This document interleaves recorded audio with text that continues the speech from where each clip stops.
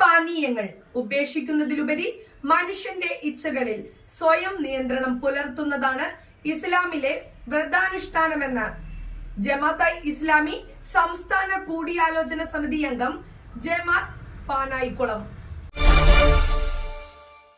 This news brought to you by Pleasant Holiday in Homestay.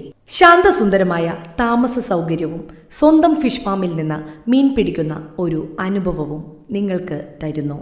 Pleasant holiday in home stay, Perumalpady east, Vypin.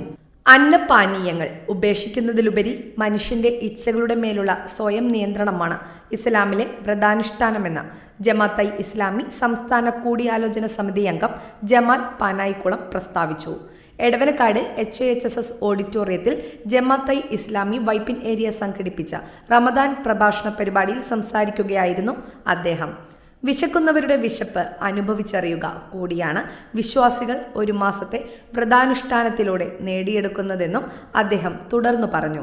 നേരത്തെ അധ്യക്ഷൻ സൂചിപ്പിച്ചതുപോലെ അതിനുവേണ്ടി ഒരുങ്ങി plan ചെയ്ത് അതിനെ സ്വീകരിക്കാൻ വേണ്ടി എന്താണ് റമദാനിൽ ചെയ്യേണ്ടത് എന്ന കൃത്യമായ പ്ലാനിങ്ങോട് കൂടിയാണ് നമ്മൾ കാത്തിരിക്കുന്നതെങ്കിൽ തീർച്ചയായും ഈ റമദാൻ നമുക്ക് നമ്മുടെ ജീവിതത്തിലെ ഒരു നാഴികക്കല്ലാക്കി മാറ്റാൻ കഴിയും. പ്രിയമുള്ള സഹോദരന്മാരെ, സഹോദരികളെ, ആമുഖമായി എനിക്ക് സൂചിപ്പിക്കാനുള്ളത്, നമ്മൾ ഒരുപാട് റമദാനുകൾ ജീവിച്ചു തീർത്തവരാണ്. ഒരുപാട് റമദാനുകളിലൂടെ കടന്നുപോയവരാണ്. 10 വർഷം, 20 വർഷം, 30 വർഷം, പല അളവിൽ റമദാനിൽ ജീവിച്ചവർ നമ്മുടെ ഇടയിലുണ്ട്. നമ്മളിതിനെ ആലോചിച്ച് നോക്കിയാൽ എൻ്റെ ജീവിതത്തിൽ ഈ കഴിഞ്ഞുപോയ 10, 50, 60, 40 റമദാനുകൾ എന്ത് മാറ്റമാണ് വരുത്തിയത്? ഇത്രയും റമദാനുകളിലൂടെ ഞാൻ ജീവിച്ചിട്ട് വിശുദ്ധ റമദാനാണ് എൻ്റെ ജീവിതത്തിൽ ഈ മാറ്റം വരുത്തിയത്.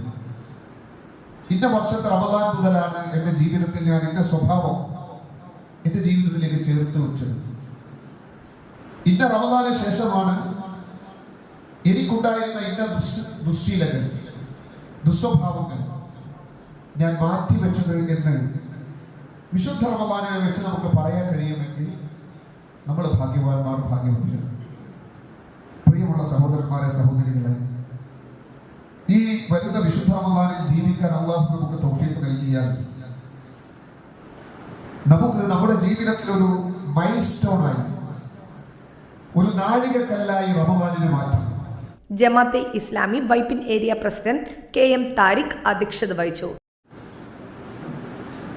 ചുട്ടുപഴുത്ത മരുഭൂമിയിൽ അവിചാരിതമായി പെയ്യുന്ന മഴയാണ് അറബികൾ റമദാൻ എന്ന് പറയുന്നത്.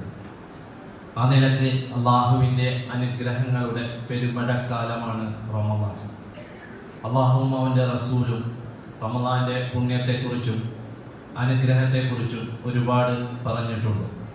ആ അനുഗ്രഹങ്ങളും പുണ്യങ്ങളും നന്മകളും നമുക്കെല്ലാവർക്കും ലഭിക്കുമാറാകട്ടെ എന്ന് ആദ്യമായി പ്രാർത്ഥിക്കുകയാണ്.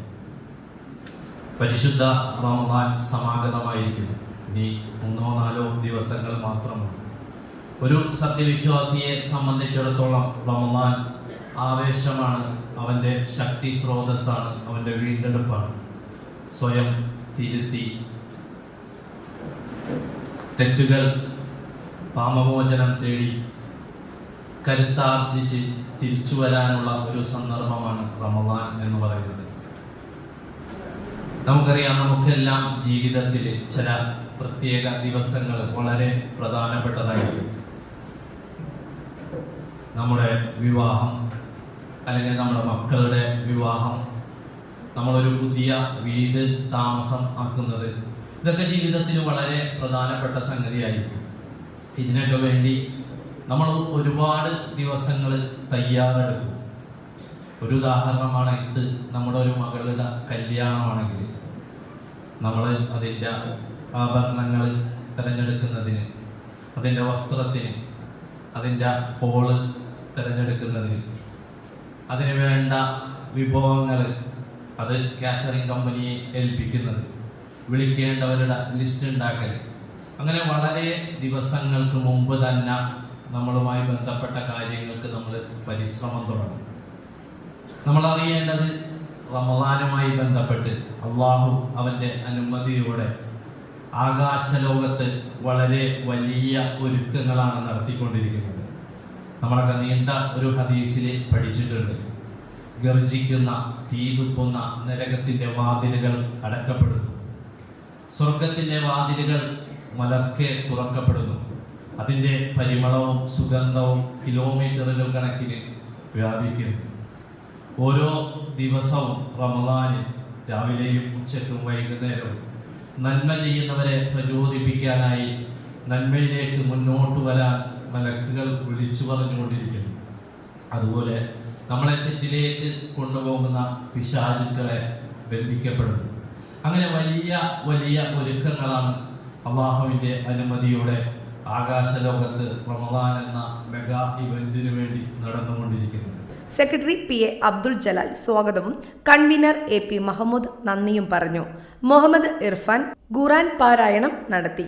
സ്ത്രീ പുരുഷന്മാരടക്കം നിറഞ്ഞ സദസ്സ് പ്രഭാഷണം ശ്രവിക്കാനെത്തിയിരുന്നു. ന്യൂസ് ഡെസ്ക് നാട്ടുവാർത്ത എടവനക്കാട്.